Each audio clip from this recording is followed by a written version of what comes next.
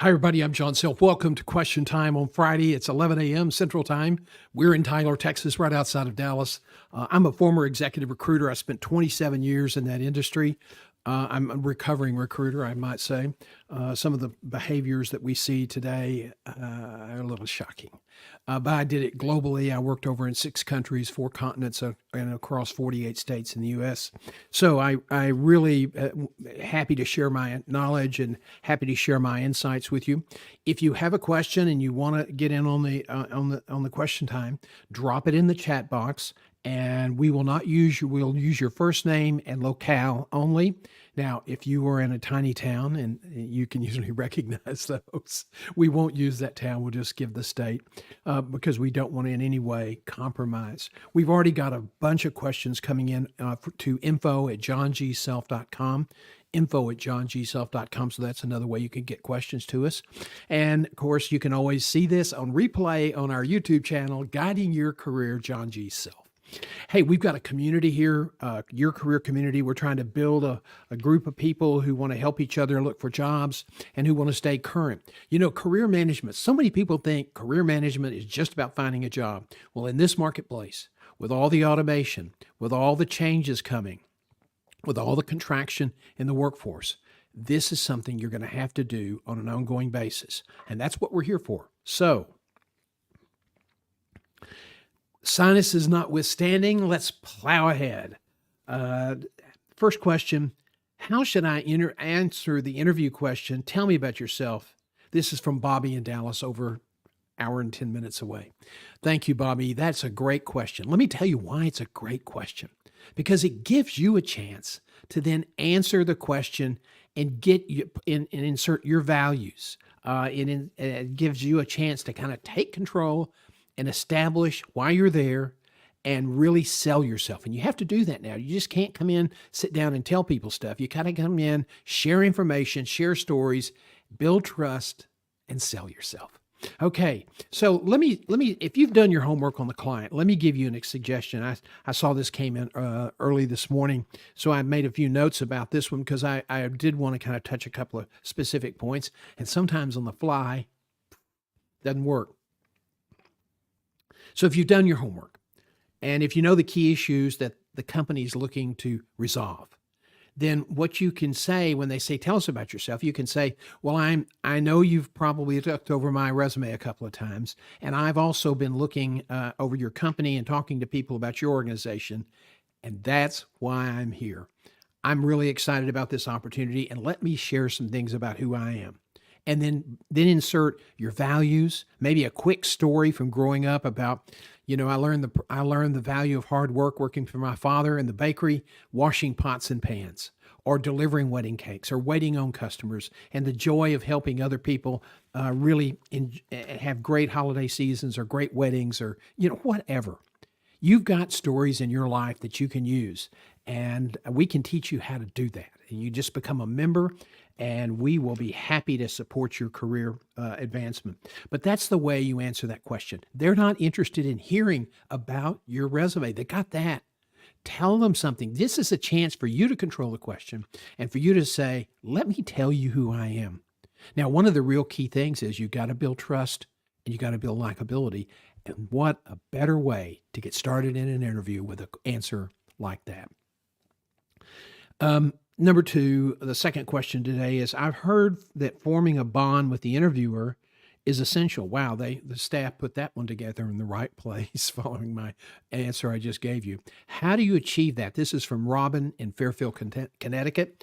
That's up near where my daughter lives. Robin, you are exactly spot on. Decisions on hiring are made, yes, on qualifications, on experience, on relevancy, but they're going to hire the person they like and they trust. And guess what? That decision is frequently sparked by some emotional moment in the interview. So varying your speed of your delivery, being able to share some really great stories about your accomplishments or something that happened in your life. Like when I found out I was going to run the Life Flight program, which was only the second program in the United States, and when I passed my boss and he said that to a doctor they were having a big argument, And the doctor said, well, you don't even have anybody to run that program, and it's going to be a horrible failure. And my boss looked at me as I passed him in the hallway and said, John Self's going to do it, and he'll sink with it or swim with it. And that 10 seconds changed my life. Unbelievably so. 4 months earlier, I'd been a crime writer, an investigative reporter, standing on street corners in the rain at night in Houston, looking at dead bodies. And I'd had enough of that. And so I moved over, and now I had this incredible, project to do. If I'd had a little paper bag, I'd have probably gone around the corner and started blowing into it. But it literally changed my life. And that's a story you can tell in 10 seconds. One guy said, I asked him what his weaknesses were, and he said, maybe we better call my wife first. And when the client saw the playback of that video, they all laughed, and they started leaning into, they were kind of sitting back with their arms folded. They decided they liked him, so they had that little emotional moment. So that's the way you build confidence. You got to be authentic, okay?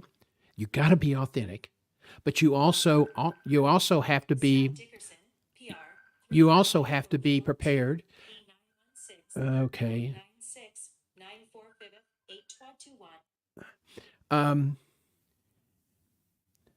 To get back on track, because one of those scam people are trying to get me to get this government program because they got a check for $50,000 and they're not going to have to pay it back. Really? So let's pick back up. Sometimes we use the phones here to track our emails, and so sometimes people are determined to come back into and start to harass you with sales calls. So anyway, that's let's get back into that. Okay, here we go.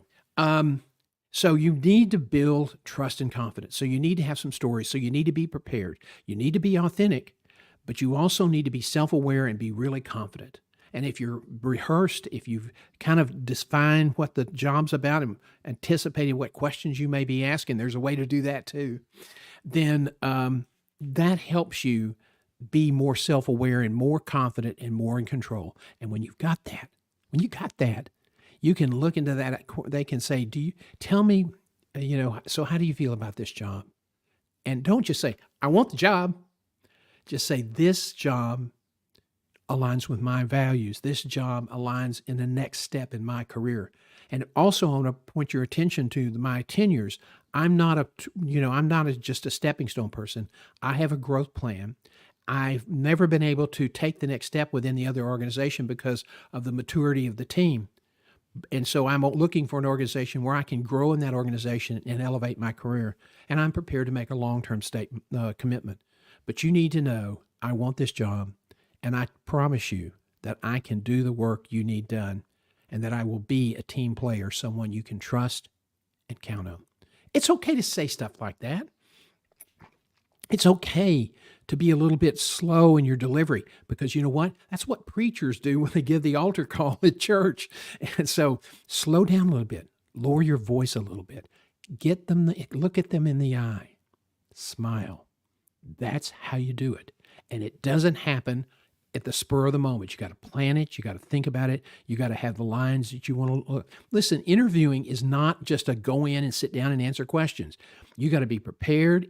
There's some performative art in this. So one of the things I did for more than 10 years is I taught the interviewing course for the ACHE, American College of Healthcare Executives in Congress in Chicago. And we had 200 to 300 people every year. And so I've interviewed, now on the other side of the coin is, in my career, I've interviewed more than 9,000 people. So I've sat through a lot of bad interviews. I've seen people do really well. I've seen people come in really confident, thinking they know what an interview is all about, and they're going to take control, and they're terrible. So the job, you want a great job, it's all going to be decided at the interview table, okay? And building that trust and that connection is. So thank you very, very much, Robin, in Fairfield, Connecticut. My daughter is just 40 minutes away. What is a common mistake that applicants make in interviews? This is from Juan. Okay, Juan. It's a big enough town. I think we'll be okay. In Eagle Pass, Texas. That's where they're stringing barbed wire for the people seeking asylum in the U.S. let's see. Well, I think that there are a lot of mistakes that are made. Number one, people come to the table and they don't really understand their value, so they're not really focused. Number two is they don't come prepared. They think this is just come in, and they don't need to be prepared because they're going to be asked questions and couldn't possibly anticipate what would be asked. Oh yeah, you can. And they don't practice their answers. They don't think about how they want to deliver things. Those are all common mistakes. But I would say one of the biggest ones is that some people that are really confident who they are and they think they're a great interviewer and they really suck at it, they will come in and you'll ask them a question and they will tell you what they want you to hear, not what you ask. They're not giving you the information you're requesting. They're trying to go over here on a parallel narrative and tell you what they want you to know, and that's usually a flag. So be careful with that. I hear that applying online is the most inefficient way to find a job. No kidding. It's inefficient. Inefficient for who? I can now apply online 24/7. Yeah, but the odds really suck, okay? And the people who, if you're moving up in your career and you're looking for more than just a job to pay bills, and that's the people we work with. We don't work with regular hourly people as a general rule. We work with managers and executives, people who want more in life. They want a rewarding career. They want to make more money. They want to have security for their family, okay? So those are the people we care about. Those are the people we focus on. And because the things that you coach a hourly employee or a low entry level staff employee about resumes and all these other things don't really apply when you get to the executive and management level. And there are a lot of coaches out there that try to, have their cake and eat it too and just give generic advice on YouTube. And you got to be real careful. You got to think about who are they talking to and when did they post this thing?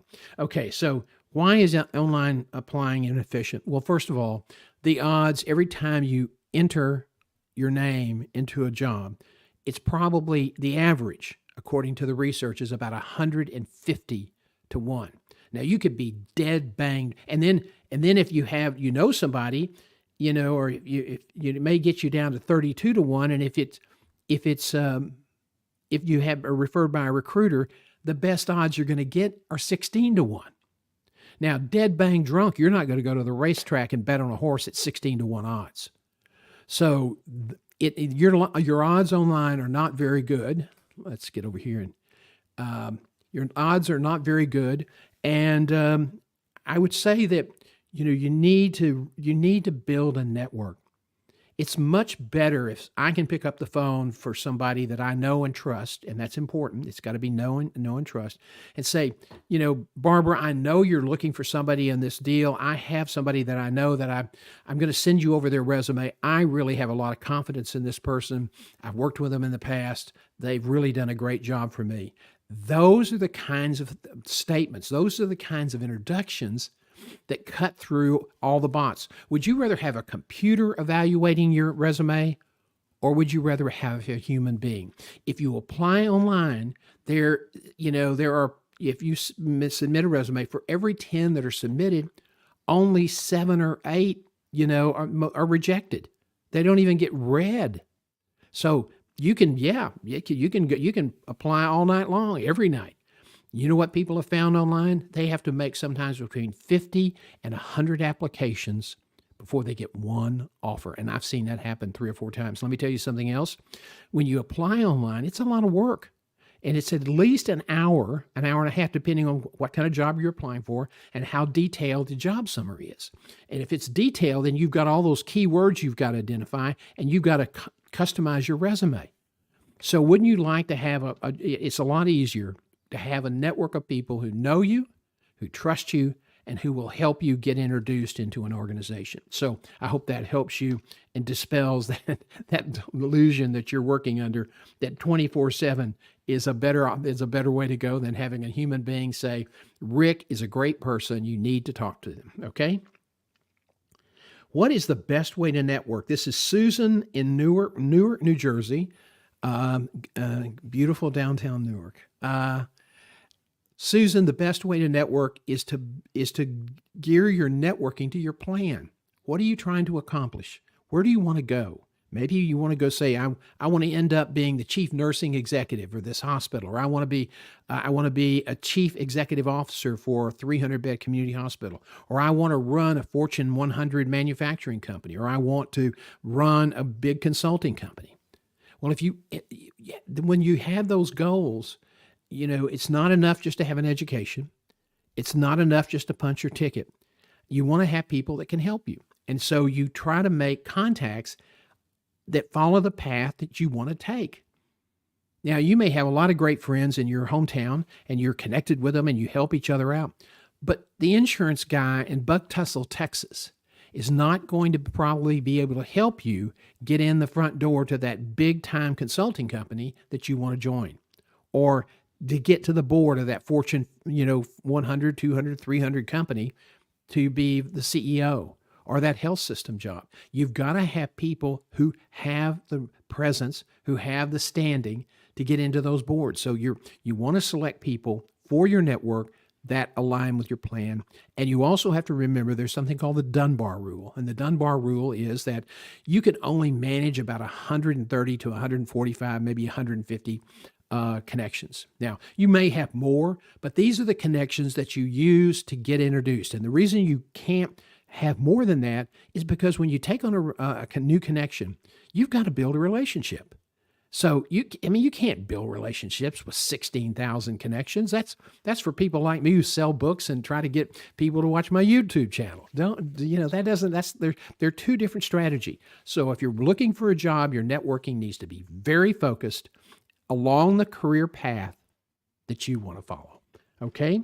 Let's see. Susan from Newark. I hope I answered your question. If you have any more, just send me an email at info@johngself.com. Okay.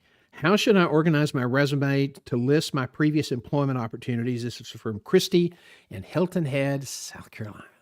Well, Christy, what you want to do when you list a company, you want to put the company name, where they're located. And if some companies have multiple sites, so you want to put the name of the city where you were working, and then a brief description of what this company does. Now, you say, well, why do they do that? I mean, if it says it's a hospital, people will know what it's a hospital. No, they won't know what kind of hospital it is. They won't know how big it is. They won't know if it's a hospital that's highly regarded or if it's just some sleaze factory. So if you work for an award-winning hospital or award-winning business or a top performer in the market, you want to put that in your description, a brief description. Sometimes if you can have revenue, number of employees, scope, so that they will know that the job that you're looking at, your previous jobs have that sort of complex experience. The second thing you want to do is to then put your title and describe your scope of responsibility, okay? And it's 3 or 4 sentences. It's got to be tight. You need to use words from your job summary. You got to insert keywords and phrases and all of this information as you go forward so that you get a high scan score if that's how you're applying. Do not... then you go down. The next thing you do is dot points, and those are for your quantifiable achievement.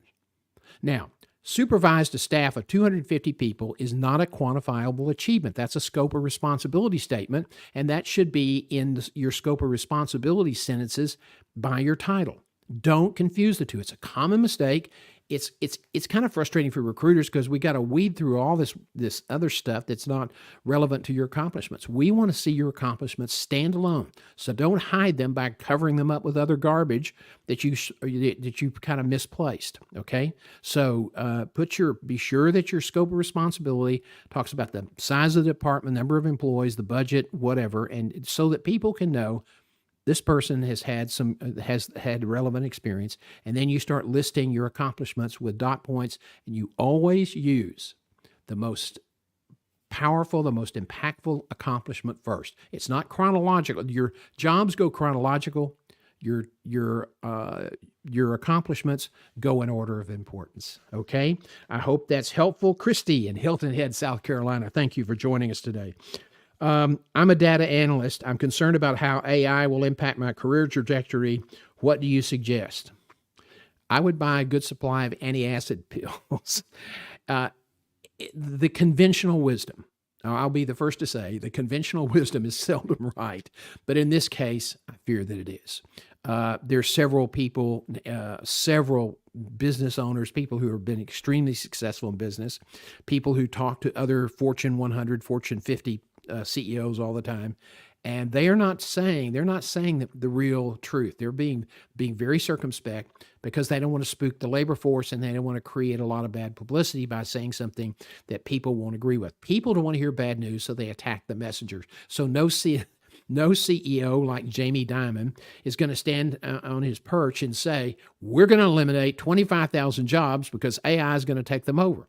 No, he's hoping it can come in gradually, and so that, it'll be sort of like reduce the workforce by 25,000 by death by 1,000 cuts. So what I would do if you're in that data analytics area, that was a real hot area. It's still going to go forward.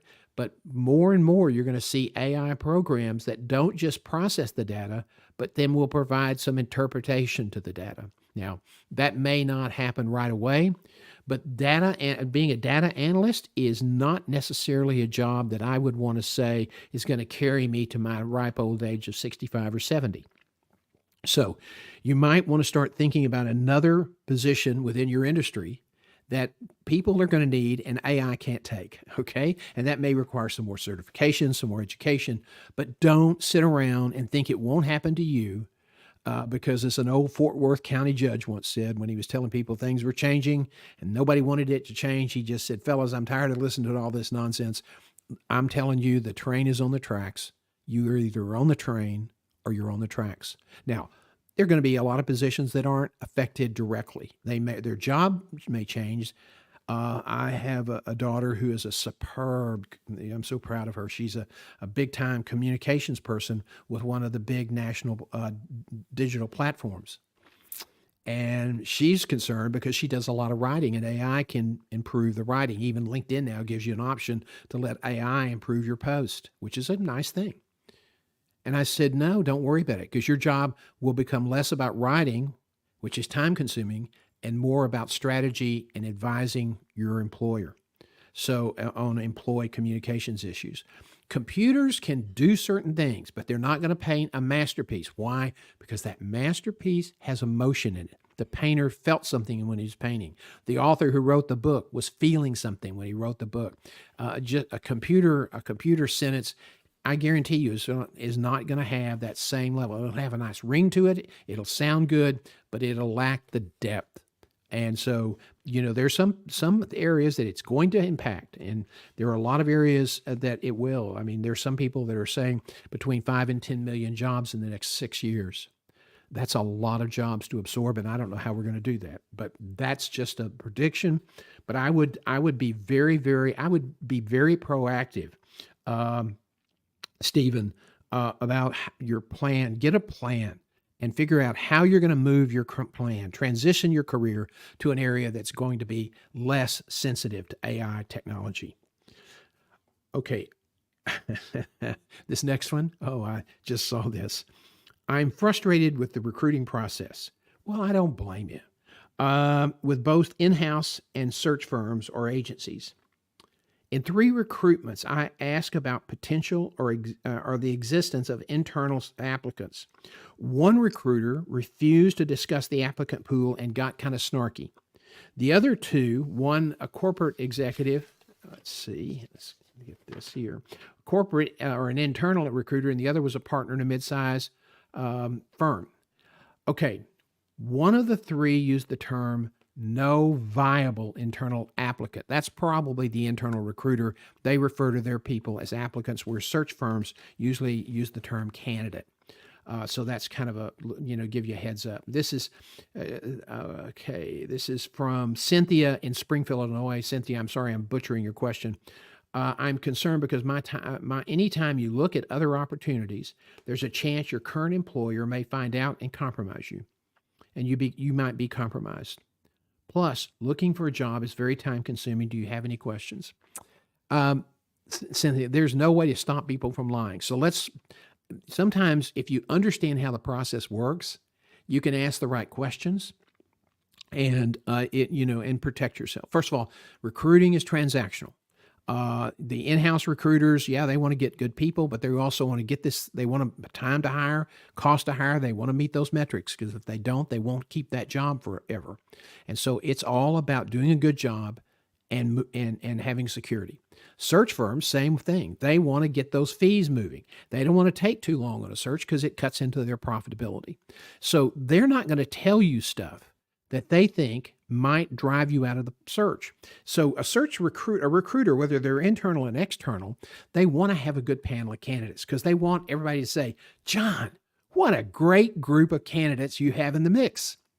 Okay, that's a sign that we've done our job, and that's what we want to hear. Okay, and so we don't want to say things to you that are going to run you out of the panel. Now, I say we. I had a policy that we were going to be very, very transparent with our applicants, and we tried to be. And sometimes the clients don't tell the truth. And sometimes when you realize that, although it's frustrating, wasted a lot of time, you ran the risk of getting exposed, you find out that the information was distorted or kept from you, probably saved you from making a bad hiring decision. So here are some questions you can ask. You can say, are there any people in the company with this kind of the expertise that you're seeking? Be more specific. If they say there's no viable internal applicants, does that say there are no applicants or that you don't think they're good enough? How many external applicants are there? Internal applicants are there? And a lot of times they may not want to tell. They may get irritated that you're asking, but you know what? It's your time. Your time's important. Yes, you may need a job. You want to grow, but you don't want to find yourself in a company that plays fast and loose with the truth. And there are a lot of them out there today. And some of the horror stories I've heard have been pretty distressing. I spent 27 years in that business, and I'm pretty angry at the way some people are treated. As an applicant, can you be a pain in the butt? Yeah. I've had more than my share. But you know what? You're also a human being. And if you're looking for a job, you don't need people BSing you for their gain. Now, keep in mind, recruiters need to close deals. And so some recruiters are not going to tell you the truth about an organization. And they probably won't give you the great insight about the culture. Some of the recruiters don't even have a clue and don't want to take the time to figure it out. I think that's just atrocious. If you look at the success rate with recruiters, it's pretty bad. The executive board has been tracking this information since the mid-90s, and they say between 50 and 70% of the people brought in for new jobs, fail within the first 18 months. Well, part of that is culture. And the recruiters can help people understand that. And a lot of it's bad onboarding too. And that's another thing you want to ask about. So it's hard to be sure that when people want to keep something from you, that, it's hard to discern when they're lying. But I will tell you this, people don't want to tell you, you need to understand, they don't want to tell you about the internal candidate because they don't want you to drop out. They don't want you to think, oh, it's an inside deal. I don't have a chance. Why waste my time? Well, I would agree with you. A lot of times the internal candidate is selected. What I will tell you, the number of times I've heard in the last 6 months where people weren't being told the truth by some big name recruiters. I'm talking big time white shoe hotshots that should know better.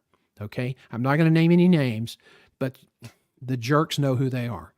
You're dealing with people.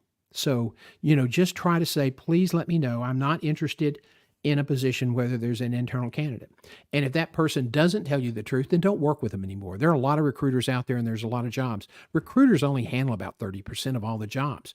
And, keep in mind the reason you need a network, going back to that earlier question, a lot of jobs are never posted. Okay, let's see how we're doing on time. We're just about out of time. I'm going to save a couple of these for next week because they're pretty good. Telephone interviews, and Gen Z wants to talk about culture. Let's see. This is a good one because I think it's relevant. There's been some writing on Wall Street Journal and other publications over the last 6 months on this. The honors for the last question today goes to Debbie in Sugarland, Texas, outside of Houston, home of a minor league baseball team, and that's where the sugar company used to be. I will probably need to extend my career. I'm currently 54. long story short, my husband died after a long illness. Our insurance company dumped us. And to avoid a medical debt bankruptcy, we used his life insurance policy. Because the not-for-profit health system knew knew about the insurance, they refused to settle with us on a discount. They became very aggressive and were very threatening regarding lawsuits and liens, so I paid. And it took 80% of the $500,000 payout. Well, that's a lot of money, and it's shocking what healthcare costs in the United States are, and it's slowly bankrupting the company because the biggest payer of healthcare costs, Medicare. Okay, so that's another story. We'll talk about that later. Let's see. I'm okay with my retirement investment account that I have with my employer, and I'm very secure there, but I'm also aging, and companies come and go, and people are bought out. So based on my calculations, I must work until I'm 67 or 68 to maximize our Social Security payments and pad my retirement investments. I do not want to sit at home and just get by. Well, I can understand that. What steps do I need to take to ensure that I can successfully execute this plan? I'm particularly concerned that ageism could throw a wrench in my strategy. What advice can you offer?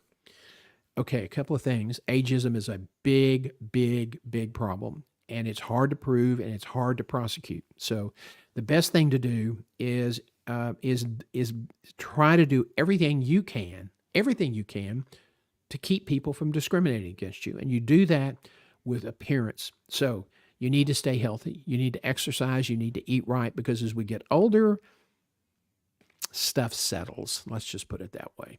So, you want to stay healthy. You don't want to go in. I lost a deal because right before I had heart surgery, I'd gained some weight, and I didn't realize I looked bad. And the guy said, well, what happens if you die in the middle of the search?